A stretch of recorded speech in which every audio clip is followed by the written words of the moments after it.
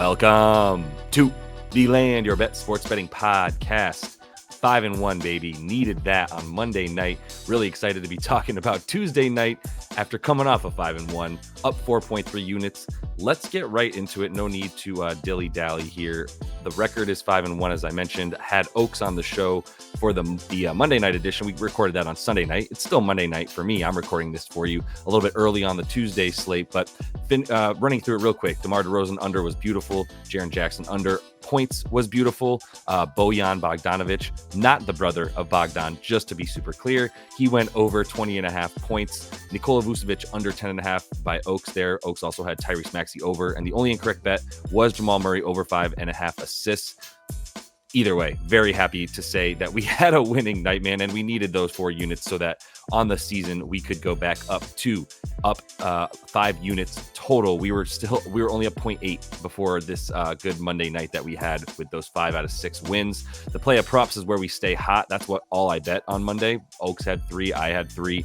38 and 26 now on the season for the Playa props, up 11.6 units. The sides and totals we've stayed away from as of late, at 10 and 16 on the season, minus 6.5 units. So we might come back to that here soon, but I want to stay hot. I want to get some more winners. Let's get right into what I've got here as my first bet. And there's only 4 games on Monday. One of them includes Ja Morant coming back. So I'm going to briefly run through that, even though I don't have a bet for it. I will tell you about a little bit of a lean.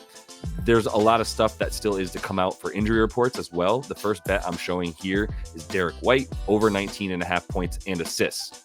I do want to talk about this Warriors and Celtics game in general, though, for just a second, because I don't think the Warriors should be 5.5 point dogs at home. I think they should be a little bit worse, but it's on the road, and the Celtics are definitely worse on the road. They're incredible at home, so it's not saying that they're bad on the road. It's just that their margin of victory on the when they're in their own building right now is up above 16 points per game. So that's absurd, and they're not holding that number on the road, although they still have a winning record there.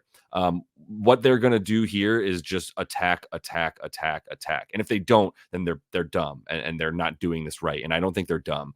I think at times they've gotten trigger happy, the Celtics, and they've relied on 3-pointers too much. But I think they know that they have an advantage going to the rim, and they have an advantage going to the rim. Make no mistake, this Warriors team actually is a little bit better at rebounding without Draymond Green right now. And that was the case in general.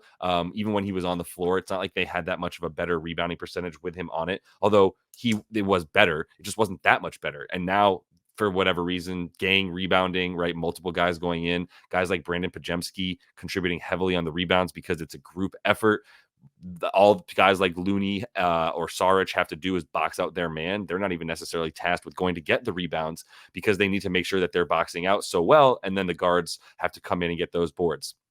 At any rate, I do think Boston wins this game. I just don't have that much faith in the Dubs right now. Steph might be able to get his, but let's talk about this Derek White bet really quickly. It's dependent on Kristaps Porzingis not playing. He's questionable, and there's a couple ways I look at this, but the thing that leads me to go, I lean towards Kristaps playing in this game, is that they are going to be on a back-to-back on Tuesday, and then again on Wednesday night they play the Kings.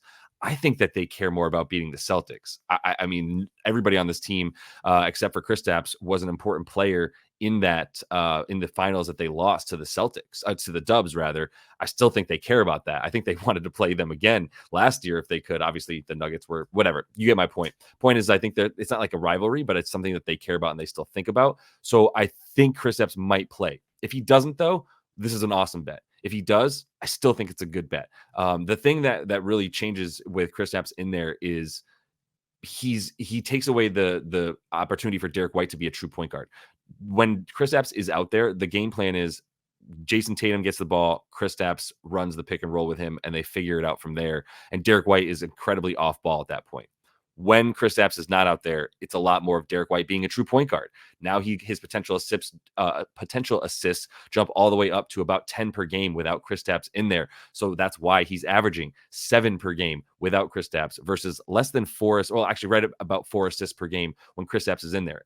In the 6 games that he's played without Kristaps this season, gone over 19.5 points and assists because he's averaging 19.5 points in those games, which is 5 more than the 14 that he averages when Kristaps is in there, as I mentioned. Either way, Golden State's awful versus point guards. So let's say that Kristaps is in there, and unfortunately the offense is still running through Tatum and Kristaps in their two-man game more than anything. We still have a guy who's going to be open if they do decide to double the wings.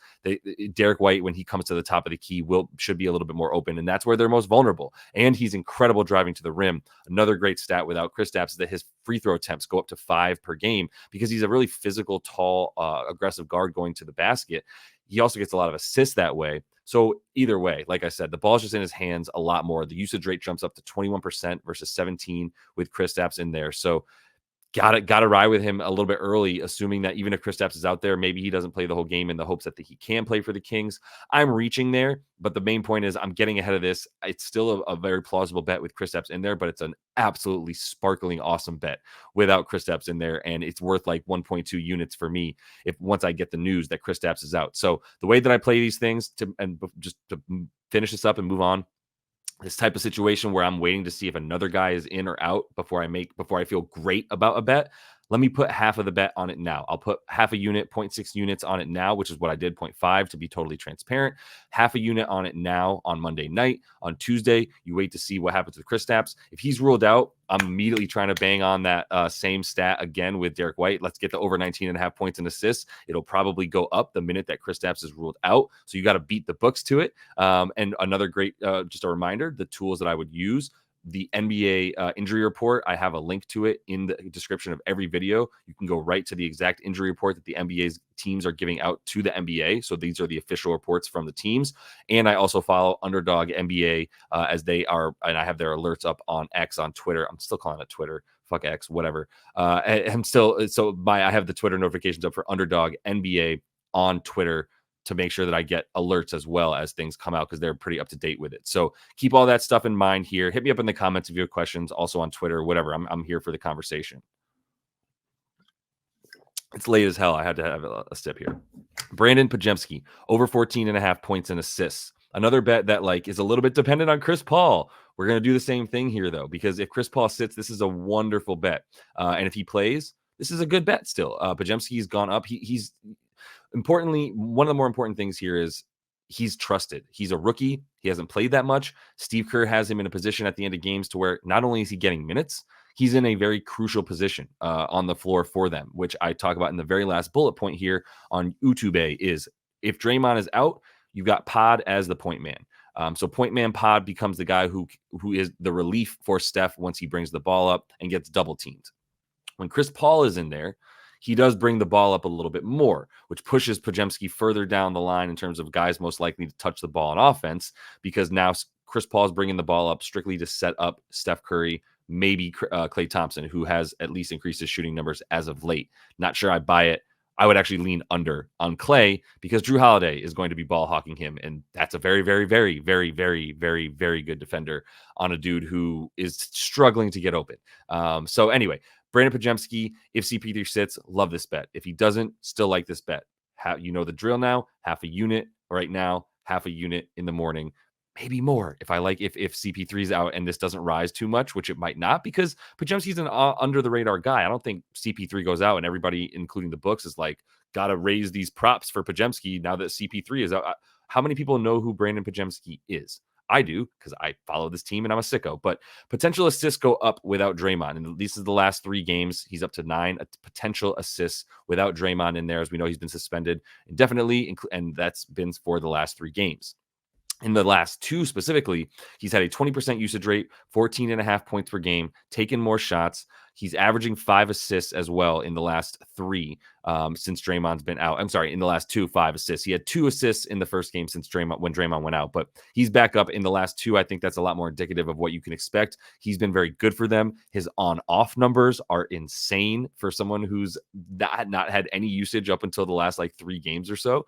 So it's very fun to just sort of watch him keep, I don't know, you want to call him slow-footed and sneaky athletic, because that's what we call white guys who are athletic, is sneaky athletic. Either way, B-Pod, man, he's continuing to show why he belongs out there. And if he's going to get the volume, then I'm going to keep following these low prop numbers for him. 14.5 points and assists. Kind of hope CP3's out, because this feels like such a beautiful bet without it. Lastly, who has the balls to come with me? Giannis Antetokounmpo, under 51.5 points, rebounds, and assists. You won't come with me. Look, this is dumb. Like his PER in terms of per 36, rather, when he plays against the Spurs is like a bajillion. I know that's not a real number, but when I say per 36, he's not even playing 36 minutes against this team. So what you do with per 36 is you extrapolate those numbers out if he were to have played 36 minutes, and they're at like 50 and 30. 50 points and 30 rebounds. I'm not even making that up. He had 31 and 14 in 24 minutes against them last time. 31 points and 14 rebounds in 24 minutes. That's obviously more points than he had minutes on the floor, and he had 14 boards in that time as well. So, yes, this is scary to watch him do this again. There's no Victor Wembanyama. So the first thought is, oh, why would you do that? That's the only dude who might even have an outside puncher's chance at limiting Giannis, much less stopping him. Actually, all it's going to do is exacerbate how fast this game is over, because it's going to be the second quarter, and it's probably already going to be at the 16-point spread that we have for this game. It might have already jumped even to like 17 once Wemby was completely ruled out tonight. This game's going to be over at that point. I mean, Giannis might play in the third quarter, but I don't know why he would play much. We just saw this with him where he didn't really need to play after he got the 61 points against Indy. I don't know if he was embarrassed. I'm not going to start playing pop psychologist with Giannis, although it feels like it was. And now I'm putting it in your heads that like maybe after the 61-point game where he blew up on people and was, pointing at Tyrese Halliburton in the chest and like poking the assistant coaches because he's so mad because he wanted the game ball. Maybe he was just a little bit like, let me chill out for a little bit. Not like he just like stopped trying, because he still had really good numbers in the next two games, but they played Detroit. They didn't really have to do much. He hasn't really had to do much in these last two games where they're just crushing teams. So my main point is like, I think that's what we're going to see here again is the 5 straight unders that he's had versus San Antonio. It's because they were blowouts, or it was just a game where nobody was playing on his team. They didn't really need it. He played 28 minutes and sat, right? Like that's really been it. And really the only game that he's played against this team that would be a solid indication of what he's going to see in this next game was last season in March in a game that didn't matter. And they won by 130 to 94. So 36 points. Like I said, 31 and 14 in 24 minutes, but fuck, man, he's probably going to get the 24 minutes again. 51 and a half points, rebounds, and assists is reasonable for him if he's playing 32 minutes, honestly, in this game. And I just don't know why you would play him that much. I think 28 minutes is a great number and ceiling for Yanni Boo in this game. That's what he's averaged in his last 5 versus this team. So let's just run it back, baby. Last thing here, I just wanted to mention that Ja Morant is back. Like, how could I have a show? By the way, my 100th episode, if you're watching this particular part, I'm really excited for that. So appreciate all you guys watching these 100 episodes with me. For those of you who have checked them out, I know there's a lot more new followers than when I started. But Ja's back, 100th episode. And so what? Who the fuck cares about either of those things? The 100th episode or Ja being back? I mean, it's interesting. But it's not anything I'm using for betting purposes. If anything, it's just like a more of a sideshow for Memphis. Like they're on the road. It's not like they've got the home crowd and it's like Ja's back. Let's get it. It's like, if anything, this dude's going to be ridiculed. He's going to be booed. I imagine fans aren't going to be super nice to him in New Orleans, toting guns and making fun of all that kind of stuff for him. So on top of that, they're clicking right now. And I didn't mean to make the clicking pun right after talking about people bringing guns to the stadium. Anyway, they are clicking right now. And the number one indicator that they're clicking is Zion Williamson and Brandon Ingram are playing really well together. Brandon Williams is a pitcher on the Cincinnati Reds. But anyway, their on-off numbers and their two-man lineup stuff is very good. I've talked about this before, but now that they've had like a legit sample size over the course of the last 7 games, where they're 5-2, by the way, and they continue to be really, really good at home, especially on defense, which is what I think is going to be the problem for Memphis. It's been the problem. They're not going to be able to score. They're going to be coming off of another loss a night ago. And there's just so many unknowns. I only have New Orleans minus 6.5 as a lean. 6.5 is a lot. And Ja's a really good player who could be energized. How many minutes he gets, I don't know. Can't possibly be in game shape, right? Like even playing at 24-hour fitness ain't going to do it. So I lean New Orleans to handle this game, come out and just be like, F you to Memphis. We're going to crush you right now because you're vulnerable. And we don't think that you're not going to just have Ja come back and be ready to go. So I lean heavily New Orleans minus 6.5. And I say that also right now in this video on Monday night, because it would not shock me at all if this thing closes at like 8.5, right? And you lose a couple points. I think 6.5 is obviously it's a way better number. So, all right, let's run through the actual bets. So that's more of a lean. We've got Derek White over 19.5 points and assists. Same concept as Brandon Podziemski over 14.5 points and assists. Both those guys are really these props are just gold. They're beautiful. If Chris Paul sits for the Warriors and Kristaps Porzingis sits for the Celtics. If they don't, they're still good bets. That's why you hit it with half a unit early. And if the other guys are ruled in, you don't have to hit it anymore. In fact, if Kristaps is ruled in, Derek White under becomes pretty tasty because he has only gone over in 6 of 16 games that he's played without Kristaps. With Kristaps. So when Kristaps is in there, he is highly likely to go under 19.5 points and assists. When Kristaps is not in there, he's done it 100% of the time. Play accordingly. Like I said, check out the description of the video for the ways that you can follow along with all of the NBA injury reports each and every day. And finally, for the bold of heart, you're fading Giannis to get under 51.5 points, rebounds, and assists. And more than fading Giannis, you're just heavy fading the Spurs team, who should get annihilated in this one. Hell, I might not even be afraid of a 16-point spread. The Bucks don't even really have to try, and I think this one's going to be a bloodbath. So that is all the time that I have for you today. Appreciate all of you who are liking and subscribing.